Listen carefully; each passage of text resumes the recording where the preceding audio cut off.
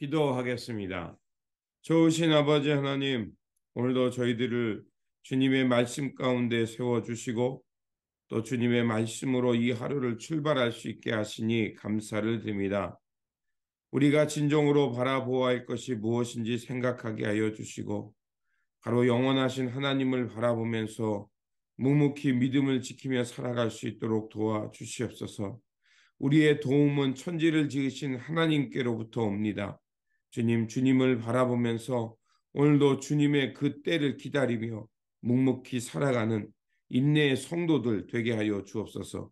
우리 구주 예수 그리스도 이름으로 기도드립니다. 아멘. 오늘 우리에게 주신 말씀은 예레미야가 4장 1절에서 12절입니다. 아, 슬프다. 어찌하여 금이 빛을 잃고 어찌하여 순금이 변하고 성전 돌들이 거리 어기마다 흩어졌는가. 순금만큼이나 고귀한 시온의 아들들이 어찌하여 토기장이들이 빚은 질그릇 정도로나 여김을 받는가. 들깨들도 제 새끼에게 젖을 물려 빨리는데 내 백성의 성은 사막의 타조처럼 잔인하기만 하구나. 젖먹이들은 목말라서 혀가 입천장에 붙고 어린 것들이 먹을 것을 달라고 하여도 한술 떠주는 이가 없구나. 지난날 맛있는 음식을 즐기던 이들이 이제 길거리에서 처량하게 되고 지난날 색동 옷을 입고 자라던 이들이 이제 거름더미에 뒹구는구나. 예전에는 저 소돔성이 사람이 손을 대지 않아도 순식간에 무너지더니 내 백성의 도성이 지은 죄가 소돔이 지은 죄보다 크구나. 예전에는 귀하신 몸들이 눈보다 깨끗하며 우유보다 희고 그 몸이 산호보다 붉고 그 모습이 청옥과 같더니 이제 그들의 얼굴이 숯보다 더 검고 살갗과 뼈가 맞붙어서 막대기처럼 말랐으니 거리에서 그들을 알아보는 이가 없구나. 굶어 죽은 사람보다 차라리 칼에 죽는 사람이 낫겠다. 다쳐서 죽은 사람이 먹을 거리가 없어서 서서히 굶어 죽어가는 사람보다 더 낫겠다. 내 백성의 도성이 망할 때에 자애로운 어머니들이 제 손으로 자식들을 삶아서 먹었다. 주님께서 진노하셔서 타오르는 분노를 퍼부으셨다. 시온에 불을 지르고 그 터를 사르셨다. 예루살렘 성문으로 대적과 원수가 쳐들어갈 것이라고 세상의 어느 왕이, 세상의 어느 민족이 믿었는가? 아멘. 오늘 본문 말씀은 비참한 예루살렘 성 안의 현실을 보면서 하나님 이 형벌을 빨리 끝내기를 바라는 소망의 말씀입니다. 예레미야 선지자는 잿더미가 된 예루살렘 성 안에 앉아서 탄식하며 그들의 죄악을 낱낱이 아뢰입니다. 그래서 1절에는 이렇게 시작합니다. 아, 슬프다. 어찌하여 금이 빛을 잃고 어찌하여 순금이 변하고 성전 돌들이 거리 어기마다 흩어졌는가. 여기서 아 슬프다라는 이 단어는요. 바로 저 밑바닥에서부터 나오는 탄식의 슬픔이라고 제가 말씀드렸죠. 바로 이런 탄식 가운데 말하고 있는 겁니다. 정결하고 순결했던 예루살렘 성이 이제 그 빛을 잃고 도류에 돌 하나 남지 않고 다 파괴된 것이었습니다. 또한 예루살렘 성 안에 남아있는 젊은이들은 토기장이가 그것을 가마에 구웠다가 쓸모가 없게 삐뚤어진 그 질그릇처럼 되어버렸다라고 탄식합니다. 또한 타조는 알을 낳으면 자신이 기를 수 없으니까 그것을 모래 사막에 묻어둔다고 합니다. 이처럼 예루살렘의 성안의 사람들이 굶주림과 헐벗음으로 버려져 있는 상황을 말하고 있는 것입니다. 또한 9절에는 굶어 죽는 사람보다 차라리 칼에 죽는 사람이 낫겠다. 다쳐서 죽는 사람이 먹을 거리가 없어서 서서히 굶어 죽어가는 사람보다 더 낫겠다. 이렇게 말합니다. 그 현실이 얼마나 비참했는가를 말하죠. 그리고 10절에서는 더욱더 비참한 상황을 말합니다. 내 백성의 도성이 망할 때 자애로운 어머니들이 제 손으로 자식들을 삶아서 먹었다.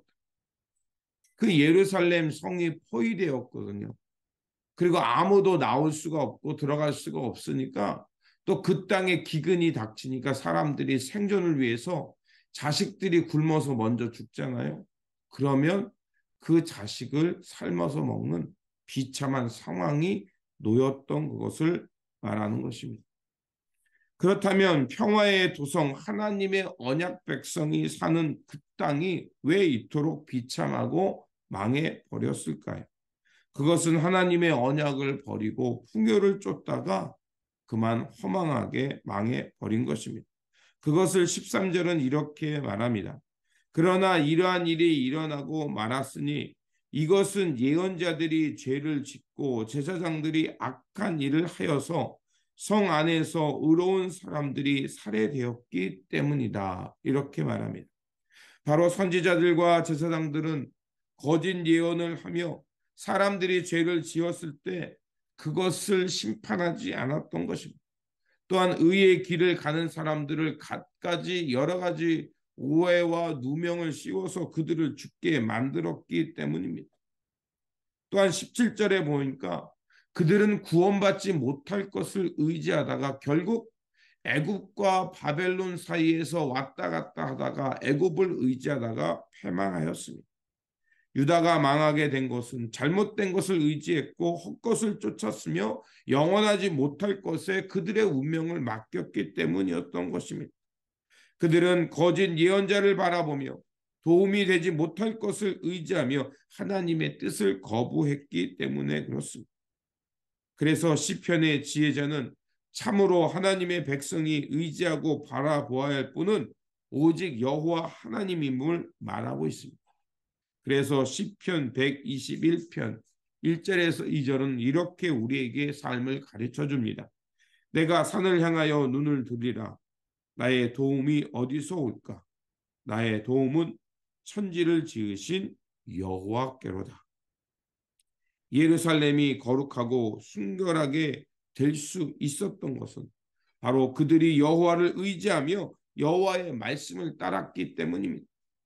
그런데 그 백성이 가난 풍요와 번영에 눈이 멀어서 결국 하나님을 저버리자 그 땅에 이러한 비참한 현실이 드러났던 것입니다. 사람은 자기들이 섬기는 것이 신이라고 생각합니다. 만약에 사람의 운명을 물질이나 풍요에만 두게 된다면 그것이 신이 되어 버리는 것입니다. 또한 사람은 위기를 만나면 자신들을 즉각적으로 구원할 수 있는 것들을 의지하게 되어 있습니다. 하지만 성서는 끊임없이 우리에게 말하는 것이 있습니다. 우리가 믿고 바라보아야 할 것은 바로 여호와 하나님이라는 겁니다. 눈을 들어 사람, 물질, 힘이 아니라 바로 궁극적으로 우리가 바라보아야 할 것은 참된 도움과 영원한 여호와 하나님이라는 겁니다. 그래서 사도 바울은 그 마지막 때를 향해 살아가는 성도들, 어려움의 현실이 있지만 견뎌내야 될 그 성도들의 믿음을 이야기하면서 고린도 후서 4장 18절에서 이렇게 우리에게 그 삶을 가르쳐 주고 있습니다. 우리는 보이는 것을 바라보는 것이 아니라 보이지 않는 것을 바라봅니다. 보이는 것은 잠깐이지만 보이지 않는 것은 영원하기 때문입니다. 그렇습니다. 오늘 본문을 통해 깨달은 것처럼 우리가 참으로 의지해야 될 것은 건물의 성전도 아니고 즉각적인 도움을 줄 애굽도 아니고 바로 영원한 여호와 하나님을 바라보며 그분의 언약을 따라 현실이 어렵더라도 묵묵히 살아가는 것입니다.